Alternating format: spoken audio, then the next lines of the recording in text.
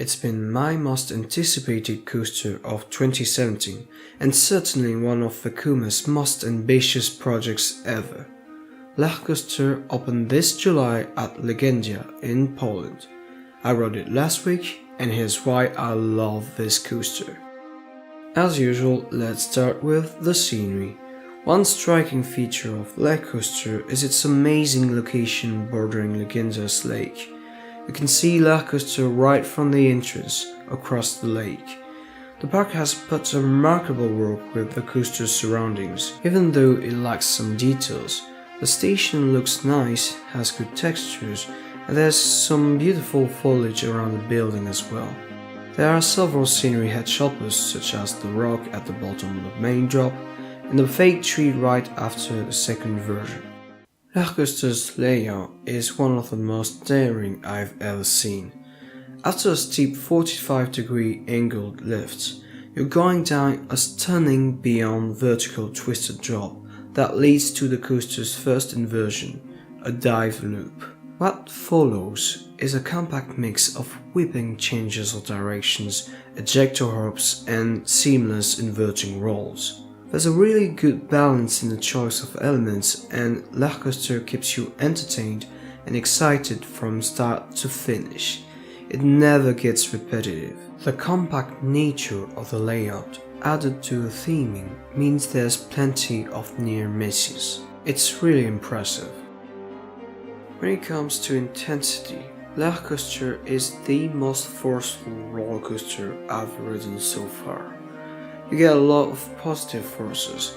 I grade out right after the first drop almost every single time. And then you have this crazy snappy twisted hill that provides amazing airtime and instantly gives back my sight. It's an insane sequence of elements. There's a pretty good ejector air on the big camelback as well as on the final hop. Moreover, the outward bank hill provides some good floater as well. The real deal lies in the twisted airtime moment right before the coaster. You're slamming into the restraints really hard. That hill is breathtaking and perhaps my favorite moment of the ride. There are some fun twisty moments as well, although I do not find that the roll through the station and the corkscrew are very snappy. Their shaping is more like a continuous rotation, but you go through those inversions so fast it's really thrilling. Surprisingly, I did not find the first drop to be that stunning. I mean, it was very good, but in back seats the airtime and laterals were better on Expedition G-Force's drop. However, get a much better view and sustained floating on Lech Coaster's drop in the front row. Intensity, however, is not very enjoyable if a coaster is too rough or jerky. Thankfully, I am pleased to say that Lech is very comfortable to ride. There's no jolt at all, and while I felt a slight rattle in the first half during some of my laps, it does barely detract from the amazing experience in my opinion. I know some people have been skeptical about the vest restraints. For me, they were a little inconvenient at first, but I got used to them really fast. After 62 laps on Lech Coaster, I had no trouble enjoying the fantastic airtime or snappy transitions with those vests. Time to give my final impressions, and I believe Lech Coaster is a masterpiece.